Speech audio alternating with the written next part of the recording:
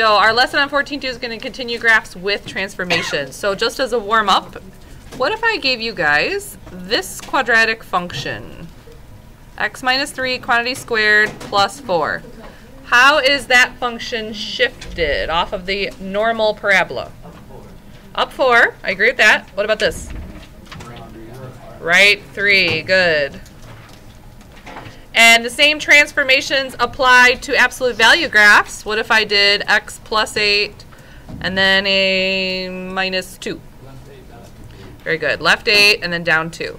So the same transformations that we talked about like in one of our very first lessons continue to stay with us through the rest of the course, actually. We learned about this in unit, let's see, that was unit 2, 1, 2, 3. We talked about it when we did rational functions in unit 5. And now we're in unit 6, and here they are again. Yay! So, let's try this. Sine of theta plus 45. Now, first of all, do you notice what your x-axis is given to you in? Degrees. And normally these will never be given to you guys in degrees. I wanted to start you with degrees because the math of it will be a lot easier if you don't have to worry about fractions. Take a wild guess how you think theta plus 45 has shifted our sine function. I heard left 45 degrees. I think that's 100% accurate. So, just for a minute, let's pretend that this said sine of theta, the normal graph. What would be the period in degrees of a normal sine graph? Origin? The period would still be 360. That's not going to be changed because there's no b value right here. If I wanted to graph sine, I would have to find quarter points. So I would take the period and divide it by 4. What would be my quarter points? Every 90 degrees. Left 45 degrees, yes.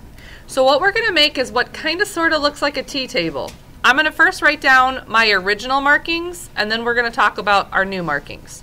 So originally I would have plotted something at 0 first, and then every group of 90. So 90, 180, 270, 360. We'll stop there. But since I'm transforming everything left 45 degrees, what should I do to 0? Should I add 45 degrees or subtract 45 degrees? Subtract. So we're going to take each of these markings and take away 45 degrees.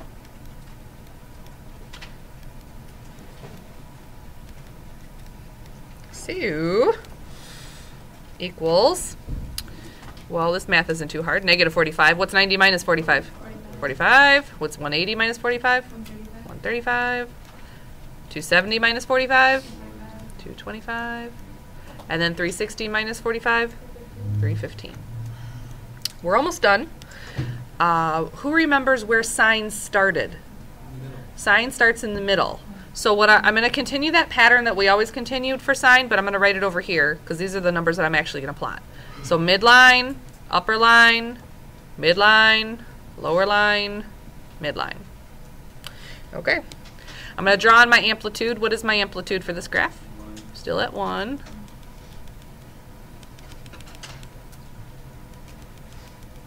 Now, since I provided you the graph, you have to be a little careful about where you plot your points. For instance, midline at negative 45 degrees. Each one of these boxes is counting how many degrees? 45. Oh, well, that makes things easy. So at negative 45, plot me at the midline. And then at positive 45, plot at the upper line. This is positive 45. Then at 135, where do you think 135 is? Yeah, right here.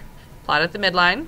Are you sensing a pattern now? Looks like we're moving over 2 degrees each time, or 2 boxes. By the way, 2 boxes is how many degrees? 90. Does that kind of make a lot of sense now that I remember my markings were 90 degrees? All right, so lower line down here, midline, upper line, midline, and we're going to stop there.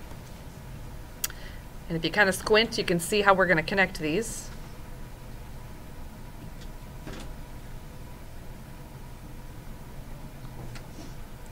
Whoops. Okay.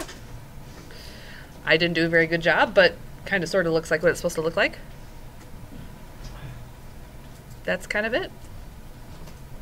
Okay. Nope. Sometimes, remember from yesterday, the period is going to change if there's a b value, but the process will always be the same. So your process is always to first identify the shift, then identify the period, cut it into quarters, and then write down what kind of sort of looks like a t-table, what you originally would have marked, and then either add or subtract the shift. So as you can kind of think ahead, radians are always fractions, right? So that's what's probably going to be the hardest for us, is the fractions. Yes, sir? So if there's no nothing in front of the theta sign, that's your 360 now? Yes, for degrees, but for radians it's going to be 2 pi. Okay, talk to me about number 2. This time we're going to have a cosine, but when it says theta minus 90, how do you suppose that has shifted our graph? Right. Very good. We're going to shift right 90 degrees. So let's talk about the original graph, y equals cosine theta. The period for degrees is 360, because there's nothing in front of the theta. There's no b value. There's a 1, which doesn't do anything. But I do need to find quarter points. So once again, we're going to mark off every group of 90 degrees. So let's talk about our original cosine function. I would have started at 0, and then because my markings are every 90, I would list out every 90. How do you know where it starts, like middle, upper, and lower? Cosine starts upper always. Sine starts middle always. So since I'm going to move everything to the right 90 degrees, do you think I want to add or subtract 90 degrees? We're going to add, because moving to the right is a positive movement. If you want to think of it in terms of opposites of what's in the parentheses, that's fine.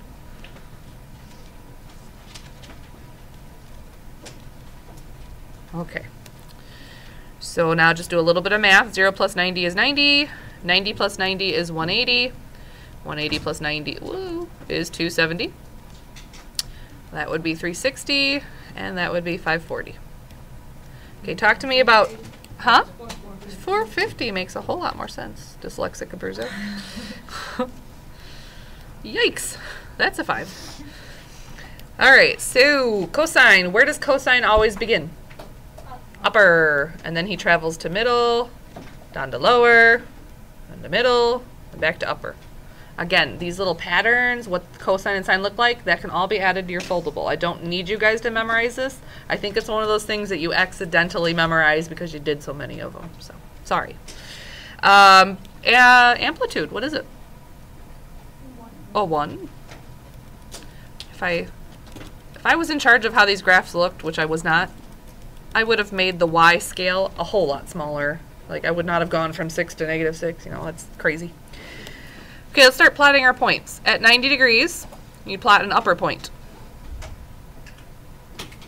At 180, plot a middle. 270, plot a lower. 360, middle. 450, upper. Now you can definitely sense a pattern. We're skipping over every 2 blocks and continuing the pattern. So if I skip 2 more, here I am. And then if you go backwards 2 blocks, what do I plot at 0? Which line? Midline. Very good.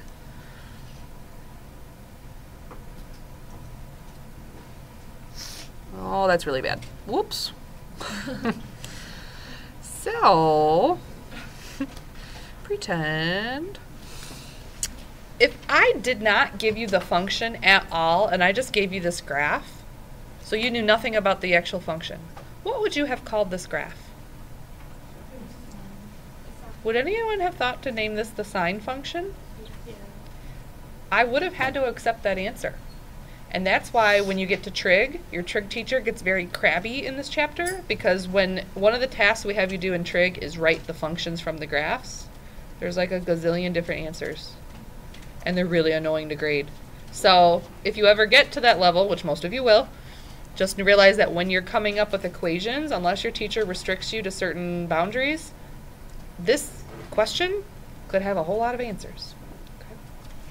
But yeah, I'm with you. If I just saw that graph, I would have called it sine. I wouldn't think, oh, obviously it's shifted to the right 90 degrees. I mean, some of you may, but I wouldn't. Okay, here's the problem. 2 theta minus 120. If this was like 2x minus 120, what does kind of your weird algebraic instinct tell you to do? take out a 2. And you're not sure why you're supposed to do that, but guess what? That's a good instinct to have because you do have to take out the 2. So you're going to rewrite this as cosine, still has parentheses, but if we factor out that 2, now we have another set of parentheses, and you've got theta minus 60. This is what we call factored form. This is the form that I like to teach graphing in because now I can very clearly see that not only do I have a shift, and by the way, what do you think the shift is? Right, 60 degrees, correct. But now I can see that we also have a b value. Does anyone think they know what the b value is? And remember what the b value does? He changes the length of the period. So in this case, it's going to shorten the period because we're supposed to have 2 cycles by the time we get to 360 degrees. Fun times. Okay, let's talk about if I was just going to graph cosine of 2 theta. The normal period in degrees would have been 360, but we're going to divide it by the b value. So what is the new period of this graph? 180. Now you're going to take your 180 degree cycle length and cut it into quarters to find how often you're going to mark. What is 180 divided into quarters? 45. So we are going to mark at every different group of 45. K means every single one. So 45 times 1 would be 45. 45 times 2 is 90. It's every group of 45, Josh. Okay, let's start with the original function. I always start at 0, and then I'm going to mark every 45. So 45, 90, 135, 180. I'm going to stop there. What was our shift? Right 60 degrees. So would I add 60 degrees or subtract 60 degrees if I'm going right? We're going to add it. And now I'm not so excited. We'll talk about why in a second. This is a case where I really wish my teacher had not given me the graph because it would have been a lot easier to plot these had I not given you the graph. All right, 0 plus 60 is 60. Let's see, that's 105. Oh, I already don't like this. This is 150. What? Oh. 135, 60. Is that 195? And then 240. Let's talk about where I'm going to plot these points. This is cosine. Where does cosine originate? Upper. And then he goes middle, lower, middle, upper. All right, so I think some of you have looked ahead and realized why this is not so exciting. Let's draw in the amplitude. I think it's a 1. It's the number in front of the function.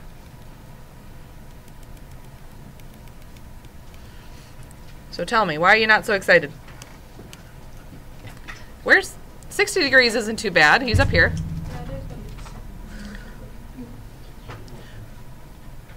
Where is 105? Okay, so what is this point right here? This is 90, this is 120, so think about it. 105 would be smack dab in the middle right here. And then the next time we plot 150 at the lower line, isn't this 150 right here? Because they're counting by 30s apparently. 195 would be, this is 180, this is 210, so it would be smack dab in the middle. And then 240 would be upper. Can you kind of generalize the pattern? How frequently do you move over? 1.5 blocks. So continue your pattern by moving over 1.5 blocks each time.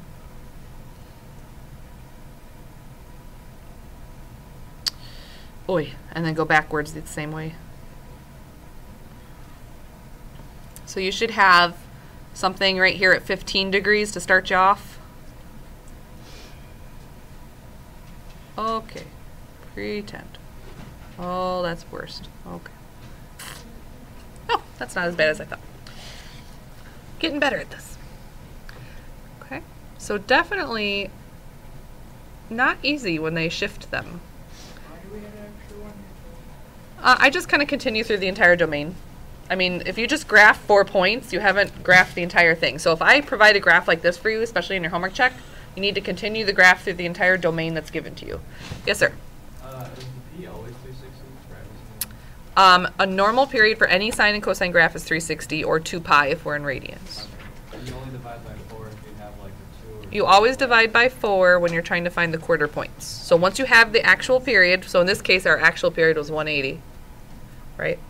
The B value. So we had to cut that into quarter points. So the steps are always the same. If you're looking for something that's very procedural for your foldable, step 1 in these, identify the shift. Step 2, identify the period, which sometimes is not 360 or 2 pi. And by the way, in your homework, there are no degrees. They're all radians. So we'll talk about that really soon. Okay, let's look at number 4. I have an issue. I don't think it's factored yet. So go ahead and factor out the 3. If you factor out a 3, you really have theta minus 30. So now you can clearly see that there's a B value of 3 and then a shift of, what's my shift? Right, 30 degrees.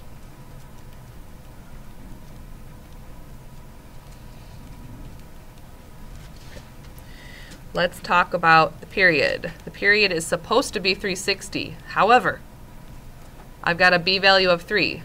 So you're going to cut that by 3. What is the new period length for this function? 120. So this is our new period length. Now we got to talk about marking. So take that 120 and cut it into quarters. So we're going to mark off every 30 degrees. All right. So the original function, yes, sir? Why did you change it to 30? This or this? Right, yeah. We factored out the 3. Factoring out, it's like dividing. So the original function always starts at 0, and then because of this guy's new period length, we're marking off every 30. So 30, 60, 90, 120, and we'll stop there, and we'll continue it just by inspection at that point. You guys told me he's shifting right 30, so should I add 30 degrees or subtract 30 degrees? Okay, good. We're going to add 30 to everybody.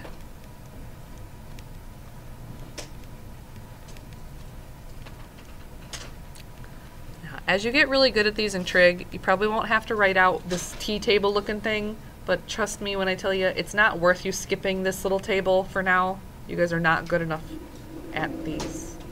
Sorry. You've had like 10 minutes of it, so don't skip it. All right, so this is 30 degrees, this is 60 degrees, this is 90, this is 120, and this is 150. Okay, we're supposed to be graphing sine. Where does sine originate?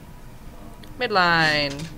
And then he goes to upper, midline, lower, midline. The amplitude was a 1. Not all of them. Wouldn't that be nice, but no. How come the other one was 2 and now this one's 0? Or what? The other one was 2? Oh, just kidding. Oh, maybe on your paper. That's all right. Just change the number. That's what I would do. So when will it change to? If there's a number in front. Oh. Okay, so let's start marking. 30 degrees should be at the midline. Now these look like they count by 30s, so keep that in mind. 60 degrees should be upper. Oh, this is easy. They're just counting every box. If you go back one on this? Yes, you want to continue through the entire domain that is provided to you. Obviously this function goes forever and ever. We're not going to make you graph that much. It'd be a pretty boring day. So you can even continue back into the negatives if you want to, but you don't need to do that right now. Oh, your homework generally tells you like complete one cycle or graph between 0 and 2 pi. It'll tell you some restrictions as to how much you're supposed to graph. Yes, sir? When you're doing radians, how are you supposed to figure out what the original The period?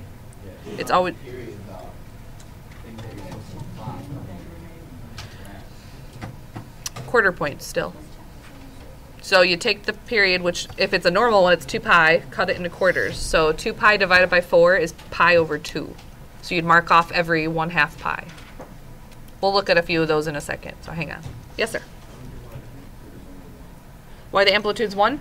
There is an invisible 1 in front of the function right here, and that's your amplitude value. the A. Okay. All right, let's see what other fun we can get into. Oh, that's new. What's new about this question? There's a +2 off to the side. Yeah. Someone told me up 2. You agree with that? Yes. And what about this theta minus 90?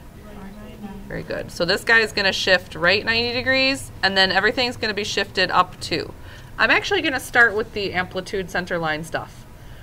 Think about this. If your center line used to be at 0, but everything has been shifted up 2, your center line is now at 2. So I'm going to start. This is an unusual case, so you actually have to mark your center line as well. So this is my center line. What is the amplitude on this function? There's an invisible 1 in front. So from this new center line, you're going to go up 1 unit. So there's your upper line. And we're going to go down 1 unit. There's your lower line. So basically, they just took your graph and went, hiya, and lifted it up a few units. Yeah, hiya. Okay, now everything's going to be the same. Once you have these lines drawn in, the shifting is just like what we just did. So let's talk about the period length for this function. It's still in degrees. There's no b value other than the 1 that's sitting there, so I think the period is still 360. So if we cut that into quarter points, you're going to mark off every 90. So the original function starts at 0 always, and then goes 90, 180, 270, and 360. And let's talk about the shift. I'm going right 90 degrees. So would you add or subtract 90? You would add 90.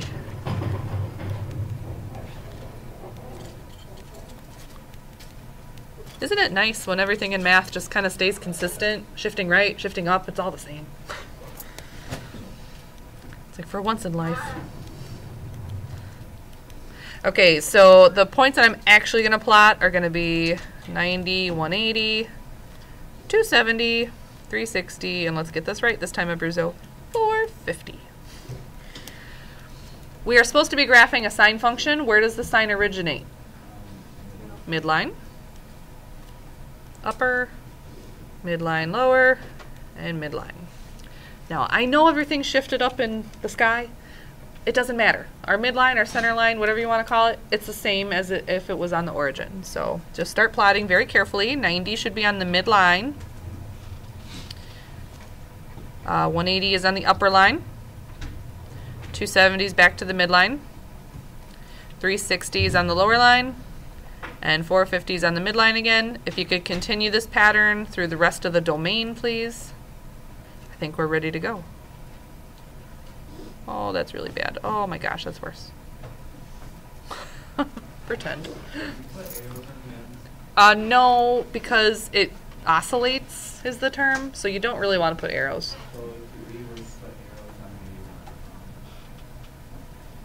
I probably won't be that evil to you, but your college professor will surely laugh at you. So try not to. Okay. So you feeling okay on these? I mean, I know they're not the greatest, but it's not really anything different than what we already know. Number 6 is similar, except it seems a little disjointed, a little out of order. How do you think number 6 has been shifted? Down 2. Good. Down 2. What else? Right 45. So, that's all right, that's right. So the period is still in degrees. The b value is a 1, so it's still a 360. We are going to cut that into quarter points. So we're going to mark off every 90K.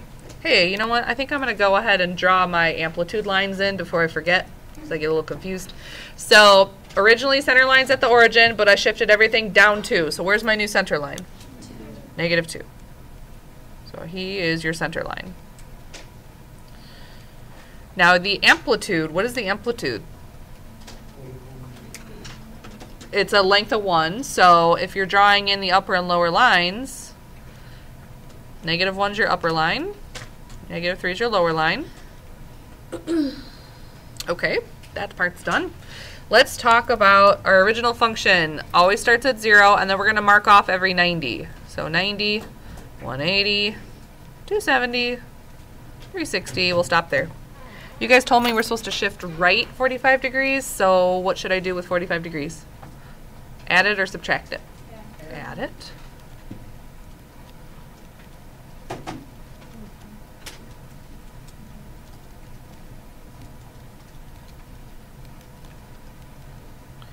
All right.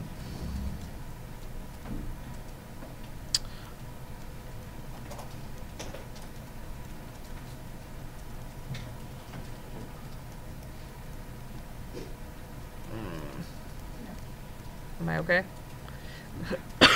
I can't add so hot today. That's a problem. Okay, so this is cosine. Where should cosine originate? Upper line, then back to midline, down to lower line, back to mid, back to upper. So 45 degrees. These are counting by 45, so keep that in mind. He should originate on the upper. 135. Where is 135? Between 90 and Right in between 90 and 80. Good. It'll only be like that in between two numbers. Well, on your homework, I don't give you guys any graphs. So that's actually good news. That just means whenever you put a tick mark down, you just call it whatever it's supposed to be and say, all right, move on. It's kind of annoying when I give you a graph because then you have to physically, like, make sure you're counting the right number of blocks and all that. So it looks like we're going every 2 blocks here. So continue your pattern.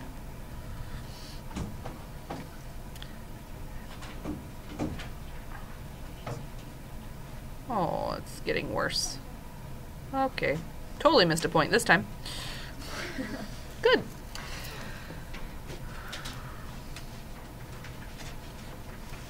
Okay. Well, I think that's the end of the degrees section. Flip over.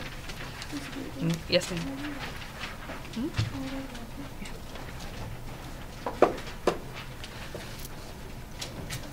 What do you notice is very different about number 7? Radiance. Okay. Can we just change it into degrees? No. Yeah, I only teach it to you guys in degrees at the beginning because it's easier to divide 360 than it is to divide pi or 2 pi or whatever the period may be. So, get your fraction brains out. Here they come. How do you suppose number 7 is shifted? Right, pi. Yeah, it's right pi over 2. Agreed.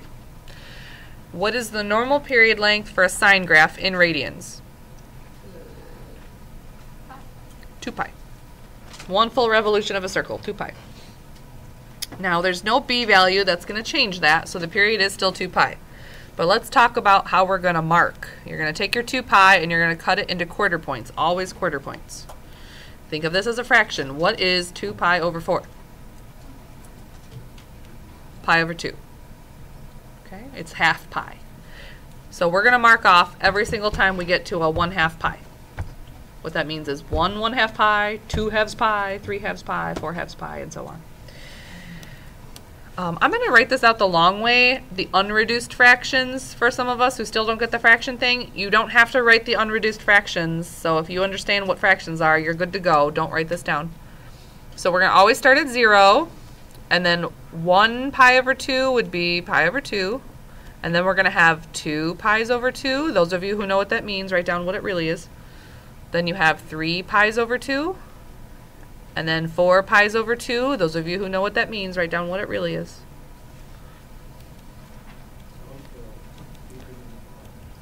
Okay, so some of you already have this on your paper. 0 pi over 2. What's 2 pi over 2? Okay, what's 3 pi over 2? Oh, it's nothing. 3 pi over 2. What's 4 pi over 2? Okay. So I'm hoping you guys will eventually be able to just start here and not have to like reduce the fractions by hand. You can just think, oh, 2 pi over 2 is pi. Okay, let's talk about the shift. If I'm shifting right pi over 2, is that adding or subtracting pi over 2? You're adding pi over 2.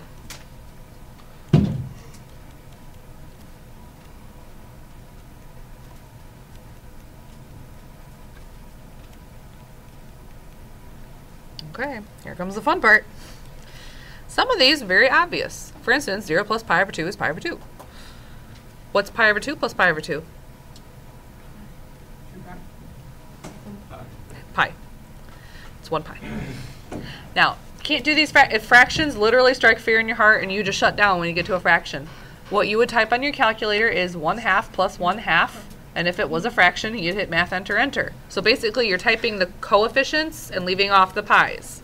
So for instance, on the next example, type 1 plus 1/2, math, enter, enter. What do you get? What did you say?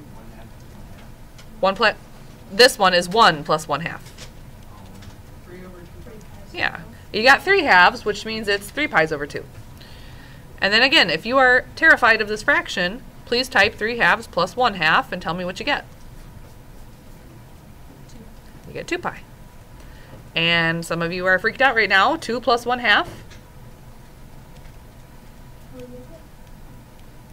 But we need impropers, so 5 pi over 2. 2 pi plus 1/2, or 2 plus 1/2, yes. Okay, we're almost done. That was the hard part. We're trying to graph a sine function. Where does sine originate? Midline.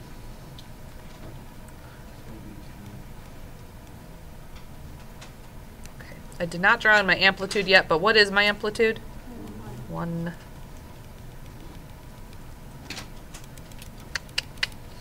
Here we go. Pi over 2 should be on the midline. There you go. Huh? Yes. Through as much of the domain provided as possible. So by now you should be sensing a pattern. Looks like we're going every 2 blocks.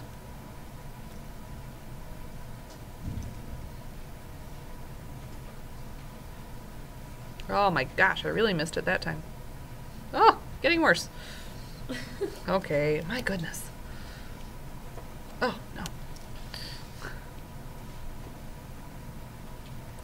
I think I quit. This is getting worse. Oh my gosh. Pretend. Okay, you guys have a much prettier graph on your paper, I'm sure of it. But can we all agree that radian's less than exciting because of the fraction component? Some of you guys are fabulous at fractions and you can visualize what 1/2 plus 5/2 looks like, or you can do the math in your head easily. I'm not going to scream at you because you can't do fraction math, okay? That's not my job today. My job is to get you to graph trigonometric functions. If we were like in 5th grade, then I could scream at you all I wanted to, but guess what? We're not in 5th grade. So all our homework is in radian? Yeah. Yay. Yeah. But sometimes it turns out beautiful because, like, anyone notice on your homework from the last unit, sometimes your period comes out to like 4. Did anyone notice that problem on the homework? Because you divided by a pi? What's 2 pi divided by pi? I made that up. 2. 2. So if your period's a 2, you're going to be marking off quarter points of 2. What's 2 divided into quarters? 2 divided by 4? 1/2. So sometimes your markings don't even have pi's in them. If your b value is something that has a pi, your period comes out to whole numbers usually. So watch out on your homework. I think there's 2 examples of that. Okay, number 8. How is number 8 shifted? Right, pi over 4. Yeah, right, pi over 4. All right, we can do this. This guy still has the normal period of 2 pi. So we are going to mark quarter points. Whoops. So we're going to mark every pi over 2. All right, let's try this. 0, pi over 2. So what's 2 pi over 2? Pi. What's 3 pi over 2 is 3 pi over 2. What is 4 pi over 2? 2 pi. And you guys told me we're going to shift right pi over 4. So should I add or subtract? Add. Now I think a lot of people are getting nervous now because we no longer have common denominators in any case. Oops, 4. So if you're worried, use your calculator. Even I have to stop and think about these if I don't have a calculator, guys, so don't feel ashamed if you have to type this on your calculator. First one I think I can do, though. That's pi over 4. Okay, pi over 2 plus pi over 4. If you're doing this in your head, you need common denominators. So pi over 2 is really 2 pi over 4. So 2 pi over 4 plus 1 pi over 4 is 3 pi over 4. The rest of you did it on your calculator. I don't care. Fine, do it on your calculator. Okay, this is really 4 pi over 4 plus 1 pi over 4 would be 5 pi over 4. Let's see, 6, 7 pi over 4. Are you noticing a numerical pattern, by the way? 1, 3, 5, 7. What's the next one going to be? 9, yeah. Your amplitude was still 1 on this question. I didn't mess with you and give you some crazy amplitudes. Although I could have. You guys could have handled it. Oh, sure. We're graphing cosine. Where does cosine originate? Cosine's upper. So upper, middle, lower, middle, upper. So pi over 4. Where the heck is pi over 4? Yeah, this one right here. Very good. And then 3 pi over 4 would be right there. Looks like every box is 1 pi over 4, if that helps you any.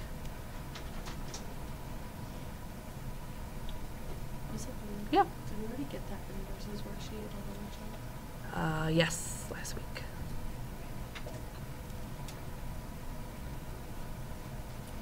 Oh my goodness. Well, now they're just turning out straight. That's not good. They should definitely not be jagged in any way. They should be waves. Okay, that's really bad. Okay. Should look nothing like mine, basically, is what I'm telling you. Yours should be a curvy wave. Mine looks really bad. Wow. Tablet is not my friend today. Okay, questions on that? So they're going to get harder after this. Well, not significantly harder. What's the difference here? You have a common factor, eh? So you're going to factor out the 2. And then remember, guys, when you factor out something, that's the same as dividing. So if I took pi over 2 and I cut it by 2, meaning I divided it by 2, you get pi over 4. Very good. And if you don't believe Mason and Josh, then distribute it back together and see if you end up with the original. You do. So the way we got pi over 4 was we took pi over 2 and we divided it by 2, which is the same thing as multiplying it by 1/2. That's how they got pi over 4. Okay, talk to me about first the transformation. How has this been shifted? Right. Good. It's been shifted right pi over 4. I agree. Is there a b value? Yeah. Now I can clearly see it. What is it? 2. Which means the period is no longer going to be our normal 2 pi. If I divide it by the b value, what is the new period? Pi, yeah. It's kind of good news. When I go to mark, I take the period, divide it into quarter points. So, hey, that's cool. We're going to mark off every pi over 4. Anyone know why I'm really happy now? This is going to be good.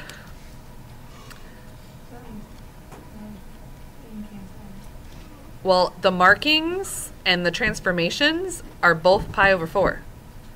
We got common denominators. My brain can take a break for a minute because this is going to be a lot easier. Okay, so 1 pi over 4. What would be 2 pi over 4? Very good, pi over 2. 3 pi over 4. And then what's 4 pi over 4? Pi. Do you always notice that this last number is the period length? Because that's you going through one cycle. So. Okay, so let's see. What are we doing? Right pi over 4. Plus pi over 4 everywhere. Whew. Thank goodness for common not common denominators here. Well, they're kind of common. Some people, and myself included, because I understand what I'm going to have to do, sometimes I leave, instead of writing it as pi over 2, sometimes I will write it as 2 pi over 4 and leave it that way. Why would I leave it that way? Look what I have to add to it. Why would it be a benefit to me to leave it as 2 pi over 4? Already has common denominators then. So if you kind of foresee that as being an issue and you want to leave it as the unreduced fraction, that's fine because you're not actually plotting the first number. You're plotting what the result is. Okay, so anyways, this is pi over 4. What's 1 pi over 4 plus 1 pi over 4? Yep, pi over 2, good. Because it's 2 pi's over 4, which is pi over 2. 3 pi's over 4, good. Pi, because it's 4 pi over 4. And then 5 pi over 4. A definite pattern, and you'll notice if you screw up, because it won't be patterned. Where does, let's see, this is sine. Where does sine originate? Midline. Then upper, midline, lower, and midline. So, pi over 4. Oh, I didn't draw in the amplitude. Darn. Oh, gosh. Can't even draw amplitude lines anymore, guys. I think it might be time to stop after this question. I sure am. This is going to be the world's longest lesson. Okay, so where are we at? Pi over 4 is midline. Pi over 2 is upper. 3 pi over 4 is midline. Pi is lower. And then that's a really easy pattern to follow, so I'm going to continue.